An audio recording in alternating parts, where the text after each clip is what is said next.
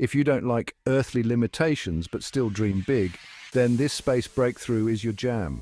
In a groundbreaking achievement, astronauts aboard the International Space Station have just 3D printed a metal part in space for the first time ever.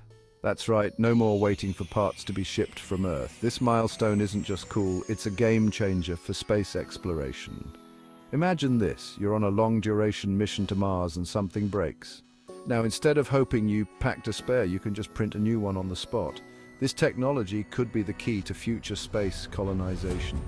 Think self-sustaining habitats and on-demand tools, all made in space. It's like having a mini factory orbiting Earth. And let's talk about the implications back on Earth.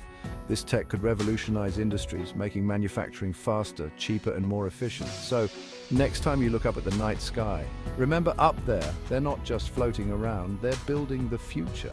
Space isn't the final frontier. It's the next frontier of manufacturing innovation. Stay tuned, space enthusiasts, because the universe just got a whole lot more exciting.